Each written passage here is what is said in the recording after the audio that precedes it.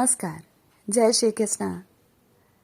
आपको मैं श्री वाल्मीकि रामायण श्लोक का बालकांड का हिंदी में क्रमशः अर्थ सुना रही हूँ। आज मैं आपको 9वां सर्ग सुनाऊंगी और कहने सुनने लिखने का तो फल शुरू में ही वाल्मीकि मुनि ने कह दिया।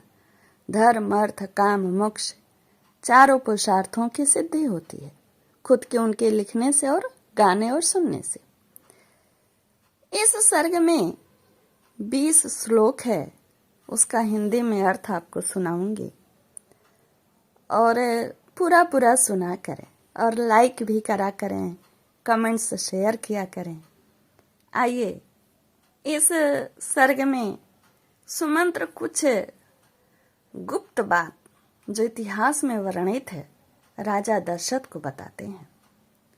सुमंत्र का राजा को ऋषि श्रृंग मुनि को बुलाने की सलाह देते हुए उनके अंग देश में जाने और शांता से विवाह करने का प्रसंग सुनाना। पुत्र के लिए अश्वमेध यज्ञ करने की बात सुनकर सुमंत्र ने राजा से एकांत में कहा, महाराज एक पुराना इतिहास सुनिए। मैंने पुराण में भी इसका वर्णन सुना है।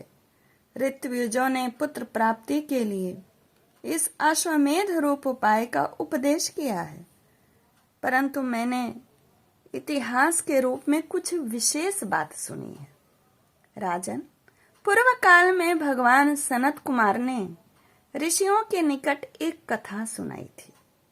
वह आपके पुत्र प्राप्ति से संबंध रखने वाली है।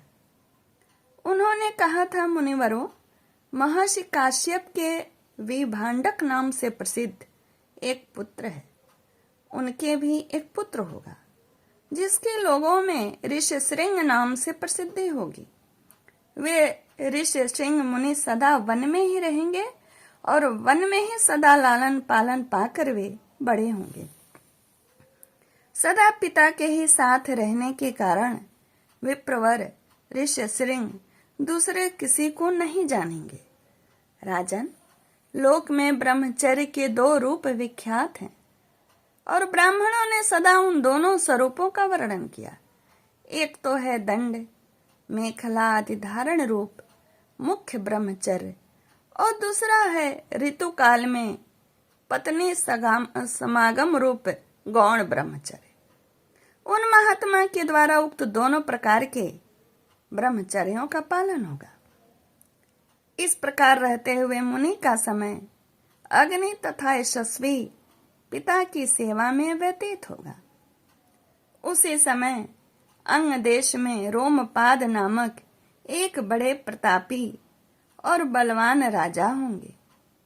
उनके द्वारा धर्म का उल्लंघन हो जाने के कारण उस देश में घोर अनावृष्टि हो जाएगी जो सब लोगों को अत्यंत भयभीत कर देगी।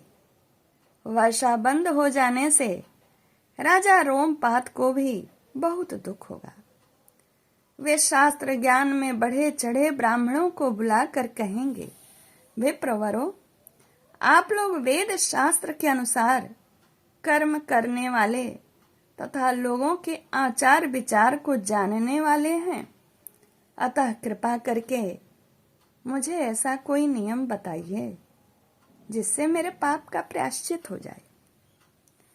राजा के ऐसा कहने पर वे वेदों के पारंगत विद्वान सभी श्रेष्ठ ब्राह्मण उन्हें इस प्रकार सलाह देंगे, राजन, विभांडक के पुत्र ऋषि श्रृंग वेदों के पारगामी विद्वान हैं। भोपाल, आप सभी उपायों से उन्हें यहाँ ले आइए। बुलाकर उनका भली भांति सत्कार कीजिए। फिर एकाग्र चित्त हो वैदिक विधि के अनुसार उनके साथ अपनी कन्या शांता का विवाह कर दीजिए। उनकी बात सुनकर राजा इस चिंता में पड़ जाएंगे कि किस उपाय से उन शक्तिशाली महर्षि को यहाँ लाया जा सकता है। फिर वे मनस्वी नरेश मंत्रियों के साथ निश्चय करके अपने पुरोहित और मंत्रियों का सत्कार पूर्वक वहां भेजेंगे। राजा की बात सुनकर वे मंत्री और पुरोहित मुंह लटकाकर दुखी हो यो कहने लगेंगे कि हम महर्षि से डरते हैं, इसलिए वहां नहीं जाएंगे। यों कहकर वे राजा से बड़ी अनुनय विनय करेंगे और इसके बाद सोच विचार कर वे राजा को योग्य उपाय बताएंगे और कहेंगे कि हम उन ब्राह्मण कुमार को किसी उपाय से यहाँ ले आएंगे। ऐसा करने से कोई दोष नहीं घटित होगा।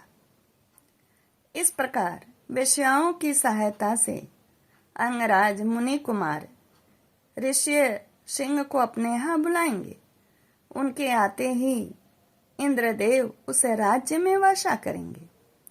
फिर राजा उन्हें अपनी पुत्री शांता समर्पित कर देंगे। इस तरह ऋषि सिंह आपके जमाता हुए और वे ही आपके लिए पुत्रों को सुलभ कराने वाले यज्ञ कर्म का संपादन करेंगे। यह सनत कुमार जी की कही हुई बात मैंने आपसे निवेदन की है।